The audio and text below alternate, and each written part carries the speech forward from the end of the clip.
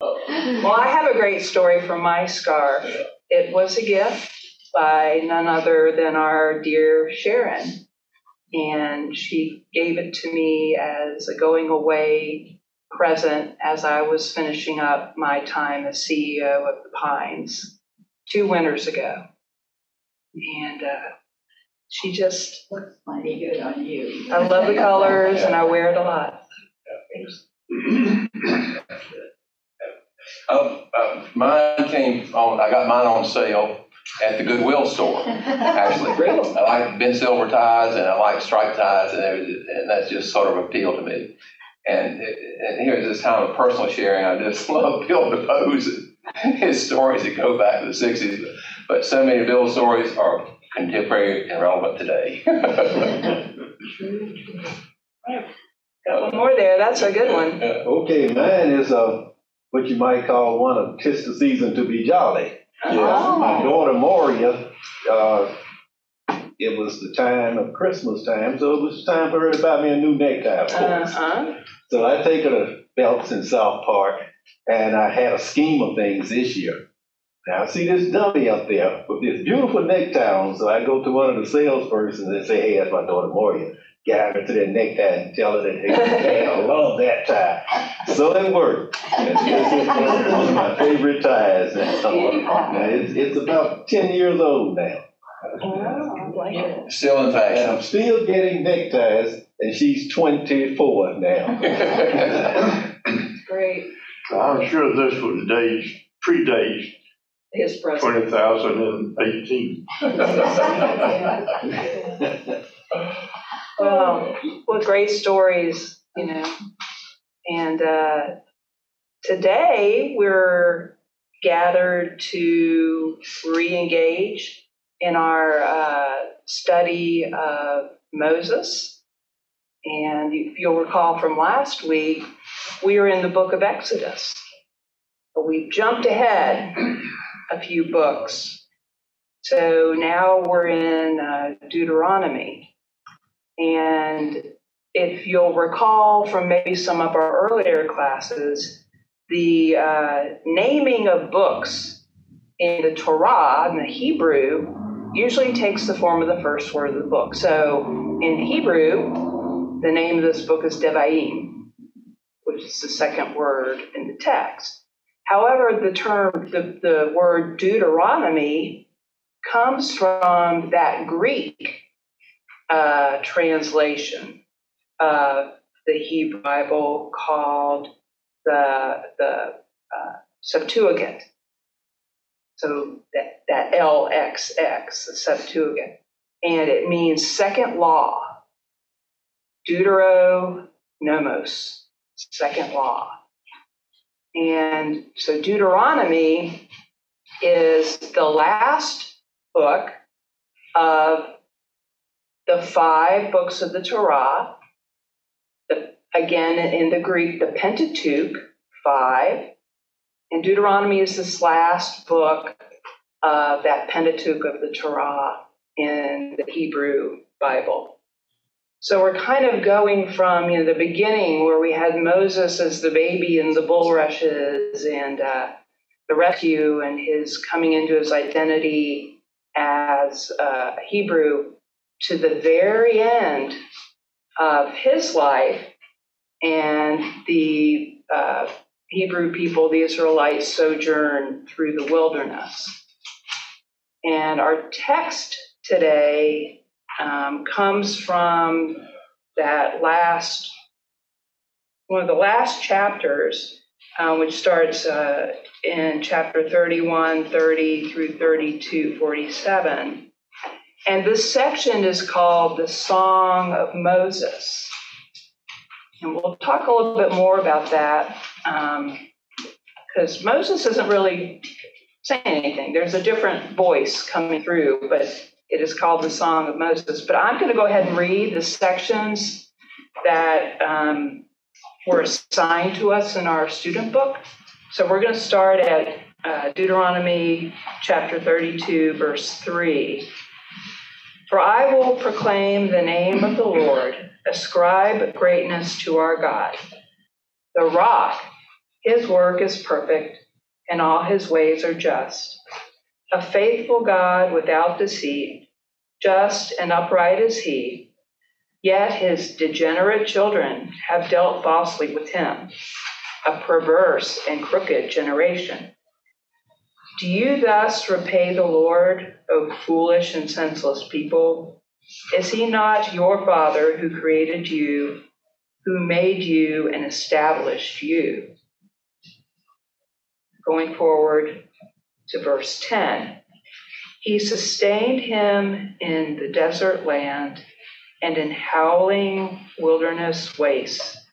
He shielded him, cared for him, guarded him as the apple of his eye, and as an eagle stirs up the nest and hovers over its young, as it spreads its wings, takes them up, and bears them aloft on its pinions. The Lord alone guided him, and there was no foreign god with him. He set him atop the heights of the land and fed him with the produce of the field. He nursed him with honey from the crags, with oil from flinty rock, curds from the herd, and milk from the flock, with fat of lambs and rams, Bashan bulls and goats, together with the choicest wheat. You drank fine wine from the blood of grapes. You were mindful of the rock that bore you. You forgot the God who gave you birth.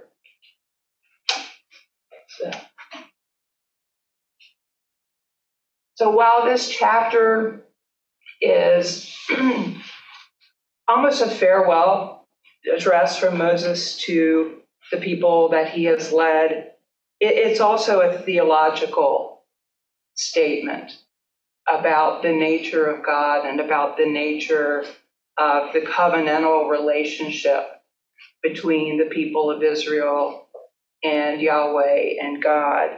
And in it, Moses reminds the people of God's promises, of God's nurturing of them throughout their years of wandering.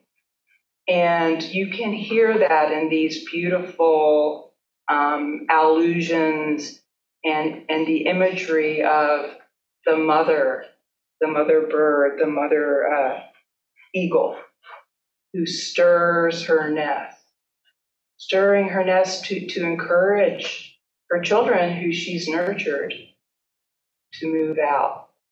But yet she's there protecting them, having fed them and watched them grow.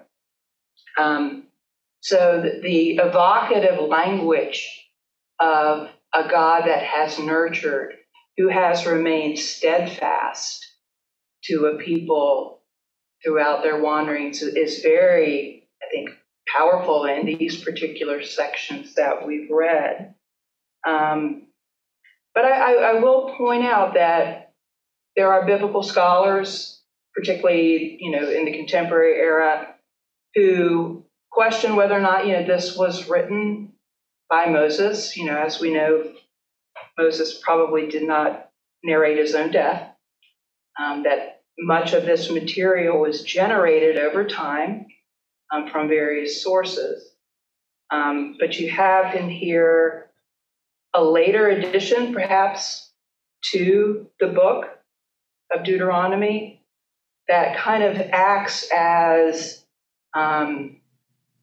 a culmination of that high point of the narrative, where we have Moses almost perched on the mountain to look into the promised land, but yet turns and looks back as well and recounts the goodness of God to the people throughout their journey. That allusion to the eagles. Yeah. The mother eagle has babies and they're learning to fly. The mother bird flies underneath the babies to support them in case they fall. And that's a perfect allusion to that chapter. I just love the powerful imagery in this section.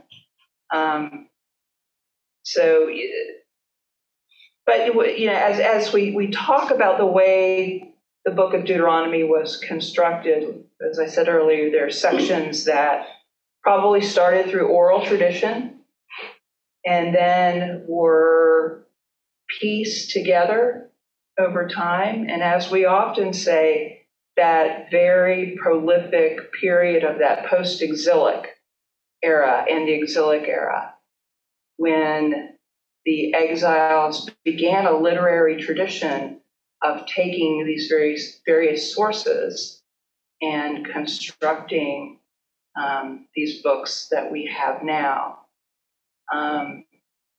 Our lesson talks a little bit about the fact that some of the material probably was written even later. There is a correlation, a connection between the reforms that were set in place by King Hosea.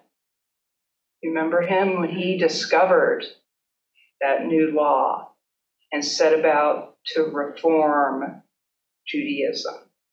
So many scholars think that what we see in Deuteronomy was really the reforms that Josiah was putting into place around 623.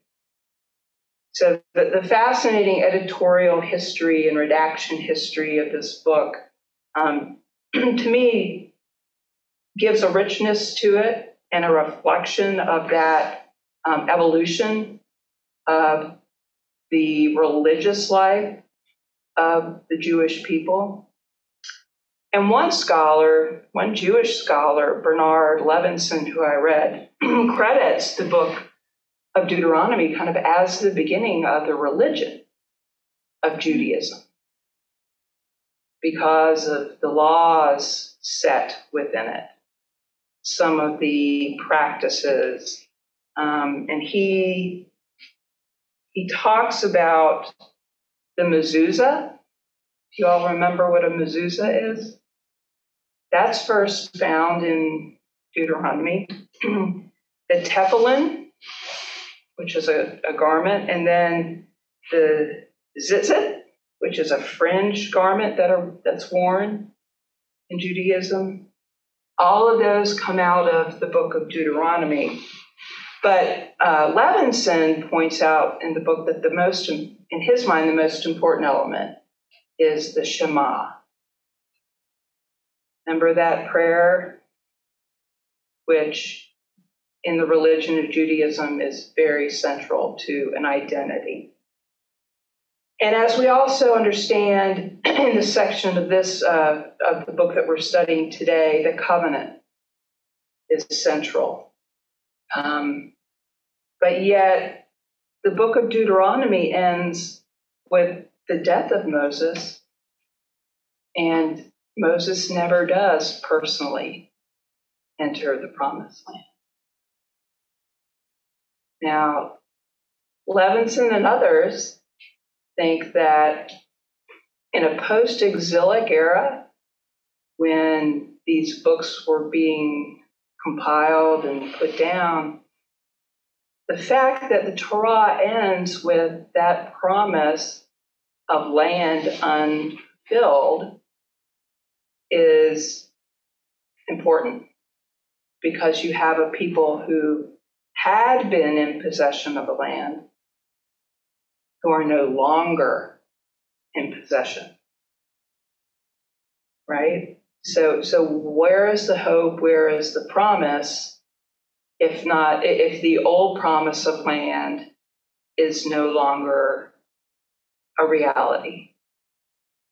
So some of these scholars think that with that Moses standing and looking forward and not yet inhabiting the land, but yet affirming in these texts that God is always faithful, regardless of whether we are in the land or not, is a theological statement of faith.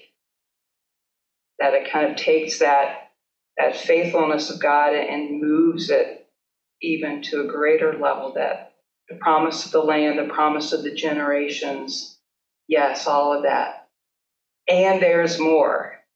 There's the promise of God's faithfulness to us, no matter where we are, no matter what is happening to us, that God is always there. And our lesson, I think, encourages us to think about those promises too in our own lives. The conundrum we face often about memory and forgetting. How often do we forget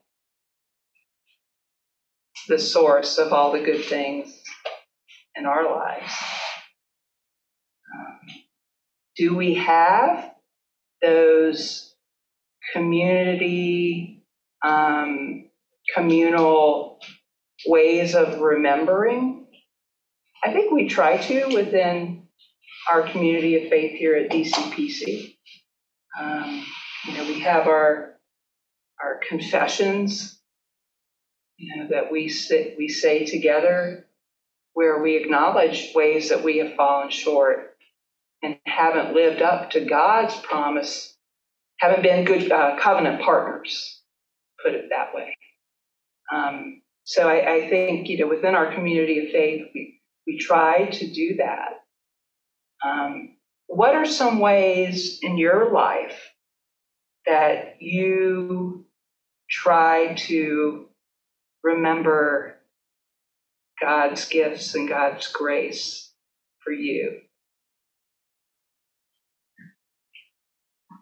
Blessing before meal. Every meal taken blessing. Sometimes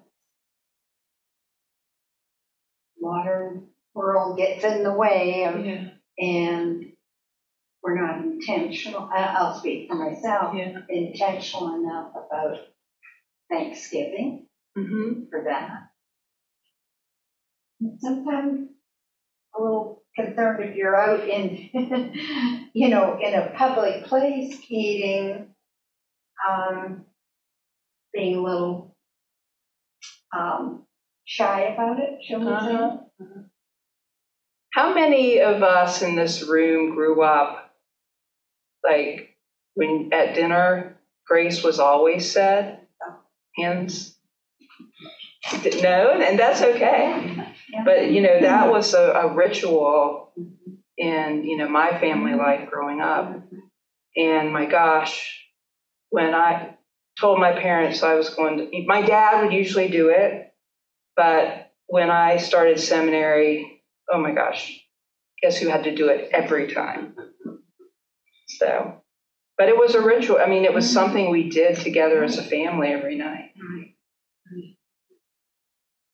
And David? When I read the lesson, Russell's voice came back to me. Russell would say over and over and over that we need to have an understanding of the Bible to understand Western civilization. And then here was God's presence all that time, and here was the impatience of his people. They were nearly at the Jordan River, nearly in the Promised Land, and that was the lesson for that. That was the battle that Moses had with his people and as the intermediator between God and his people. So I just saw that as an enormous paradox, is the permanence and the promise of God, yet the impatience of his people. Impatience, to make your point, contemporary today, our impatience. Here are these goals, here are these objects of our prayers, objects of our hopes, goals, and aspirations. And how often we're frustrated or continually frustrated. When does that goal accomplish? When do we cross that river and see? When do we achieve that? So thank you for asking that question. Well, your response there reminds me of the idea of time. There's chronos, which is human time, and kairos, which is kind of a theological way of expressing God's time. There's God's time is the kairos. And other expressions of time are interesting too in this text. Moses in the text lived to be 140. What that means in the Hebrew is a full life. You know how sometimes numbers in Hebrew can mean like 7 is a complete, 140 is a whole life. So time, memory, forgetting, all of these things kind of, to me, come into play in these stories. And sitting kind of at that, I remember a professor when I was at Princeton saying, think of Deuteronomy as a bridge. It's bridging a time, it's bridging theology, it's bridging a self-understanding of the people. So I think that's always kind of been helpful, because what you're doing here is the end of Deuteronomy is setting up Joshua and Judges, when the people do go in. Yes, Rob. I grew up in the late 40s, 50s, and the 60s when I was really alive. So growing up like that, I had beliefs, traditions, and celebration because of Christianity. And as a child, I thought everyone was Christian. Yeah. And those beliefs, traditions, and celebrations made me remember things, and also made me obedient to things, people, place, and things. And I see Deuteronomy, correct me again. No, you did. And I see that as a story of communion. I like that. Yeah. Communion. Rhonda. And so, kind of piggybacking off what Rhonda said about communion, that's the thought that I had when you mentioned about remembering things. So when we take communion, it's more than the fact that we're supposed to do it once a quarter. Right. We're eating and drinking with the risen Lord, which means that it's more to us than just coming with the wine and the bread. It's more than that. It's this whole idea of fellowship with the one and only true and living God. Do this in remembrance of me. Amen. Yeah. Any other ways of remembrance? I journal. Okay. And so I started the practice of, when I was going through a hard time, just writing down things I was thankful for each day, because to shift your mind, But now it's just kind of a habit. Whatever I journal at the end of my entry, I'll just list things from the day that I'm thankful for, have gratitude about. So. Powerful. Well, I'll piggyback off of that and say I don't journal, but I photograph. And so when I go back and I look at my imagery, I will see things that I never saw in the first place. Or just the image will bring up the memories and stuff like that. So people are always like, you want to write a book? And it's like, no, I don't have time to write a book, but I've got great pictures. I've got great images that take me back to a place, or, and then, like I said, several times I'll have an image and I will see something, while sitting down at a computer and looking at the image that I never would have seen through, the lens of the camera at the time that I took it. So, but most of it just awe-inspiring in terms of the grace and the beauty, of the earth that we are fortunate enough to live in. Yeah. And, for me, I don't even know if I don't think it started as an intentional practice, but over the past 2 summers, Jane and I have been serving as campground hosts up at Montreat, and we are very fortunate to have a little cabin when we're up there that's right on Flat Creek. And if you've ever been up there, Flat Creek is just so pretty, and it's got all these rocks. And so I started going down to what I initially called my little fish camp, because I'm learning how to fly fish. But what I discovered is I spent more time in reflection and meditation than actually hunting for fish. So I'm starting, to realize that power of stillness, in nature and space, to just silence myself and let God speak. And, however God is going to be present with me in that space at that moment. Bush hogging would give you that same experience. My father used to mow the lawn and said it was his spiritual retreat. So he just wanted you to serve him. Daddy, please let me do that. Right, I think that's what he was looking for. So, well, just see all the rich ways that we find to remember individually and in community through communion and other things. With children, having 6 grandchildren, and they're all growing up, but when I have time with them, and it was trying to find something, yes, intentional, but real, that they would hang on to it. Mm-hmm. And the blessing box or the blessing bowl, for them to be able to write on a little piece of paper something that's important to them, or they appreciated the blessing. It's kind of tangible. Mm-hmm. You put that in the bowl. And, then periodically you need to see what's in the bowl. Because we can sometimes forget. And my dear friend who's gone on to her reward, Sophia, a member of our church, and rich history there. But she had a blessing bowl. Did she? Yes, she did. And we love to talk about that. That's great. And you said something I think that's important too, is how can we help the younger generation,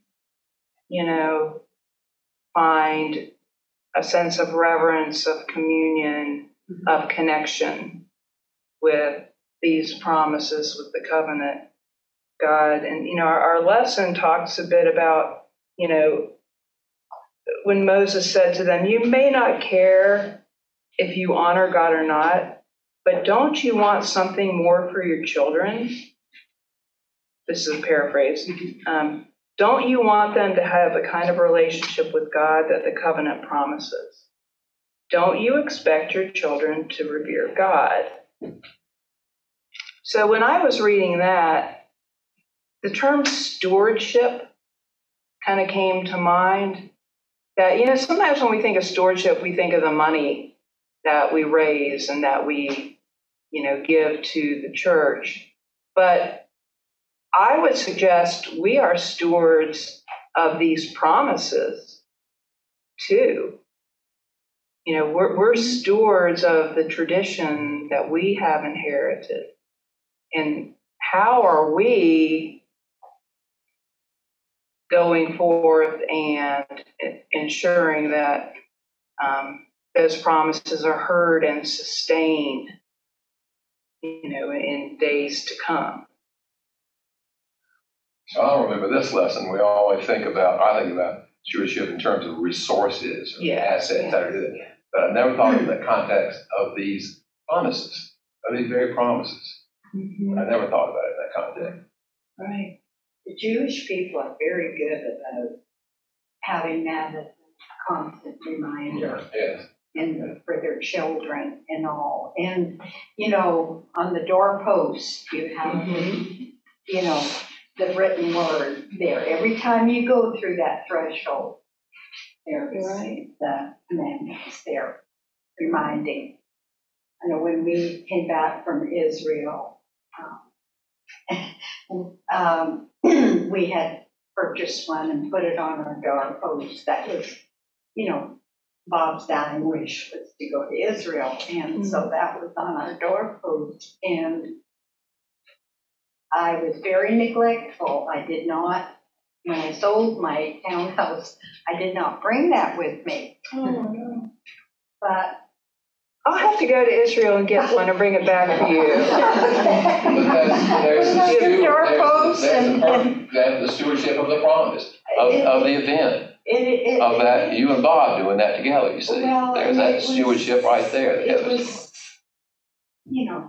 It was meant to be, and but that has been so profound with me that you have it on your doorpost, walking into your home.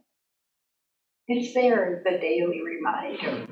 And this Song of Moses is read, each. It says it. Yeah, it says it, and it's repeated, it's read, and it's part of the liturgical life of the Jewish faith. Well, I know where your townhouse was. Do you think it's still there? Leah's going to break in. My ladder. Your little small screwdriver. I don't know, perhaps the person has, disposed of it. I don't know. I hope not. I hope that they recognize it as Very special. I would hope so. But it was my neglect. Mentioning of journaling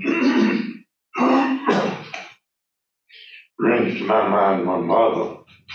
And I think the greatest derivative of her Christian experience was her friends. And there's allergies, both takes me in the mornings of that. But I think my uncle was in the insurance business, and they put out a calendar that had about 2 pages to write, messages for that day.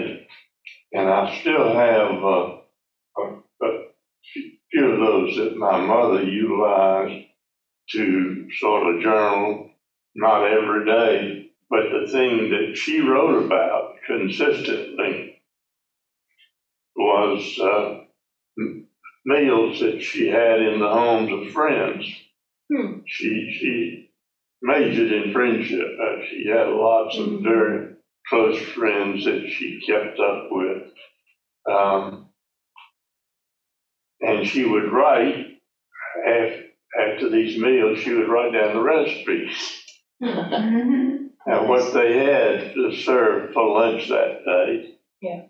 And just sort of a reflection of the richness of the depth of her friendship with these people. About 3 hours before she died in Montreat, having had just some dyspepsia, in those 2 days, her heart just stopped beating. But a dear friend in Montreat had called her on the telephone, and they had about a 20-minute conversation, within probably minutes or hours before she passed. And as I think I've mentioned to you before, that Dr. Harry Brown, who was a dear friend there in Montreat, called up the day before, invited her to go to a movie with them. She didn't feel quite up to it. But friendship that came out of her relationships in the church and the Christian faith, I think is what really enriched her life so very much, and enriched the lives of others that she touched. And do you, I know you, and I know the kind of the answer to this already because of your great influence on so many folks, but I was going to ask if you feel that was a gift she gave to you, too. If that was what? A gift that she gave to you. Oh, yeah. Yeah, really. My daddy was a minister in tall steeple churches, but her influence is much more profound in my life than my father, who, in his life and ministry. In our house, we had a family Bible, and so many of the ancestors would write it in the Bible. And that was always nice, that memory. Those are very cool. I always love to look through those. One thing that Mother had a lot of metaphors that she used to describe experience. For instance, she said, as a minister's wife, I sit on the back row and keep my mouth shut in 10 languages. she was just full of that. Mother, you want to ride to the post office? No, I'm going to take the Ankle Express. But one thing that I think reflected her faith was that, and I remember, I think I associate this with after my father died, that Mother said, I never experienced my troubles but once. She had that kind of optimistic, hopeful view of life. I like that. Great. So it just takes me back to that first promise to Abraham, the promise of generations, and the promise of generations, and that sensibility of stewardship, that we are stewards of this promise that we pass on through the generation. It makes me think too, you ask about what we may do as a community. And it makes me think, when you mentioned Sophia and you talk about your mom, All Saints Day. Right. When we have, when they started doing the photographs of the persons who passed, you think about the blessings of those people, in our presence and getting to know them and what they meant to the community. That's just such a meaningful day to me. It is. Ring the bell for each one. Oh, I love that. Any other reflections on that element of being good stewards of these promises? I remember something, but it's from the book of Joshua, though. So after they crossed the river Jordan, after the last one they split off and they set up that altar. And said, just paraphrasing, when your children ask you the meaning of these things, when they ask you, what meanest thou by these stones? That's KJV version, but what meanest thou by these stones? Well, this stone was for the time when God did this, and this stone was for the time. So even in our own lives, we can have an altar. We know we don't have altars in our denomination or anything like that, but it's a time of remembering what God has brought us through and how that builds trust and it builds faith, deeper faith in Him. So I understand what your mom was saying. She only experienced trouble one time, because after then that continued to build faith and trust in God. And so while something might blindside you, it does not overwhelm you to the sense where it renders you immobile.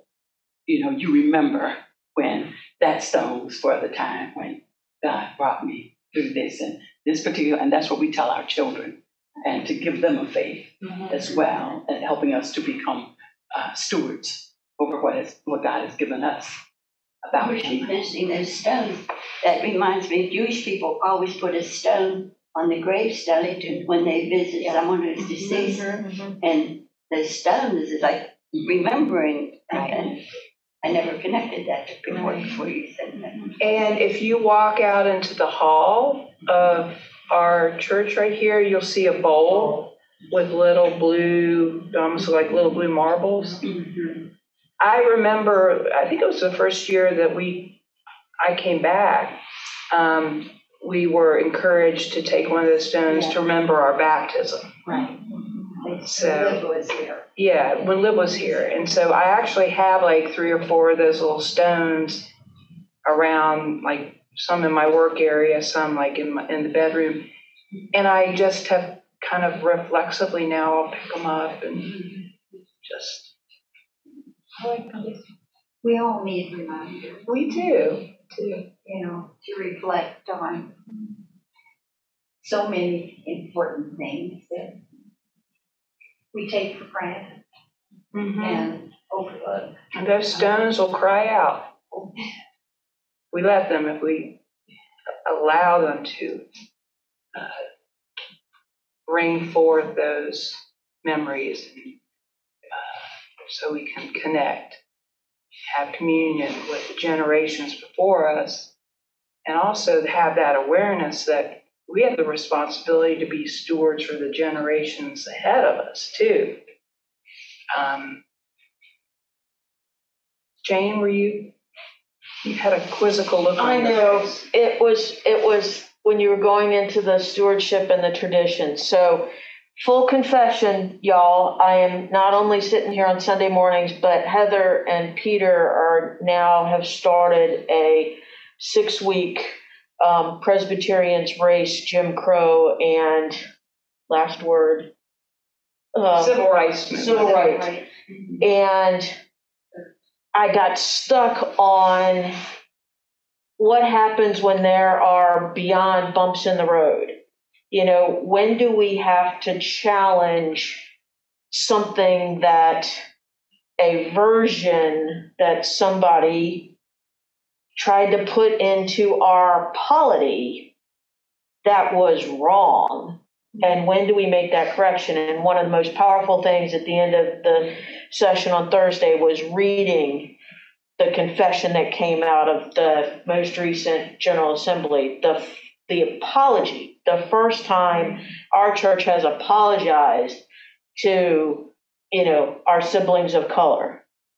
And it took us this long. And so are there, it just makes me wonder, I'm now going to be looking to see when there are other traditions, in quotes, air quotes, that we don't need to pass on, that we've got to stop because somebody injected them, and they were wrong, and they were never God's will, but they were some person's version of it to keep some people in power and some people not in power. And so it's almost like the serenity prayer. Grant me the wisdom to know the difference of genuinely God's will versus someone's interpretation thereof, and that we pass down this, but we stop this, and we have the will and the fortitude to recognize when it is not God's will, but somebody else's. So that was my quizzical look that's been in my head. Our discernment. Yeah. And the Holy Spirit leading us in that discernment is important too. I mean, here we are, we're approaching, tomorrow is Indigenous Peoples Day or Columbus Day. And, thinking back to the doctrine of discovery, which was, condoned by Christians, and most Christians, to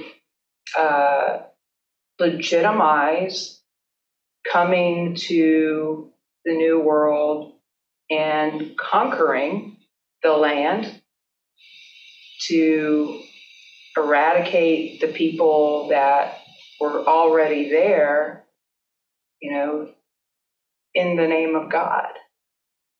And so we have to reckon and wrestle with places in our faith tradition where we were not faithful to the justice and love that we see reflected in the text, and what does God require of us? To do justice, love mercy, and walk humbly with God. Where are these spaces where we have not done that? And are we going to repent from that? And are we going to atone for that in ways that are constructive moving forward? So that's a good point. We have to be able to be clear and honest about.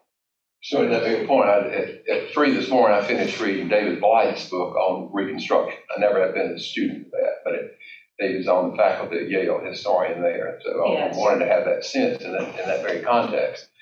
And I never thought about our church dogma, but there was so much as it relates to the lost cause of the South. And there was so much literature, and he talks about whether it's Margaret Mitchell and William Faulkner growing up in the South and becoming teenagers at 50th anniversary of the end of the Civil War. But I never thought about that dogma being written into our church literature. Other widely spread publications and literature, but not in our church. Thank you for that, Jane. You all want to send me away. No. I'm not too much to talk about at lunch today. Go ahead, Ron, tell us. Okay, I'm going to say this. It's going to sound a little bit different now. But I think apologies are a very wonderful thing when it's wonderful. But I like looking toward the present and the future. And at the same time, I look back. I think thankfulness is the thing that generates us all to a brighter future.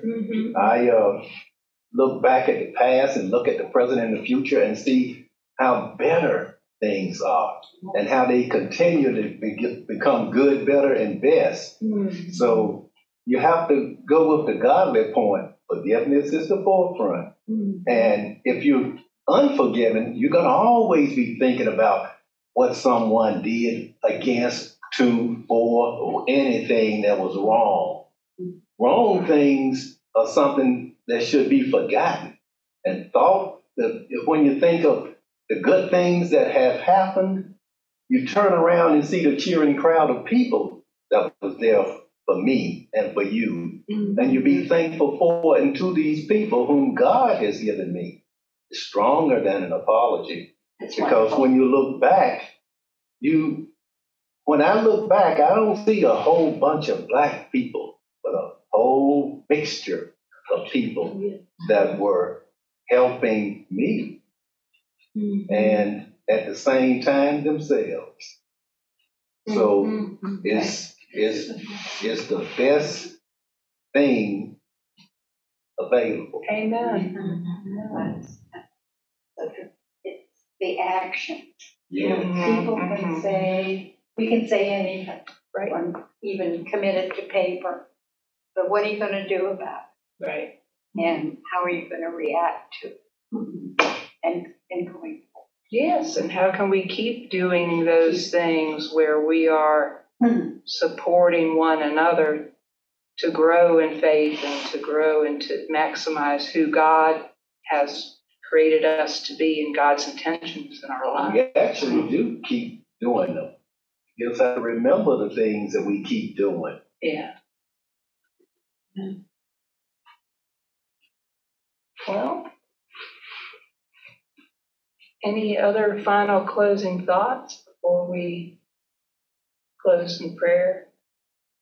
I want to thank you all for, again, a very wonderful conversation, and I will be back next week where we're going to talk about Gideon. Remember Gideon? We're going to wrestle a little bit with his story and kind of continue these themes of faithfulness and of remembering, of listening, and then acting in ways that demonstrate that communion and that connection. Will you join me in prayer? Gracious God, Holy One, Creator of all that is good, Redeemer of us as individuals within our communities, we ask your presence on us as we go forth into this day. We ask that you strengthen us and provide for us and enable us to do your will in the world. We ask your presence with those who may be grieving, who are struggling with loss, who may be in places in this world where they're suffering from war and conflict. We ask that your presence be abundant with them, bring them peace and comfort. We ask all of this in the name of your Son, Jesus Christ. Amen. Amen.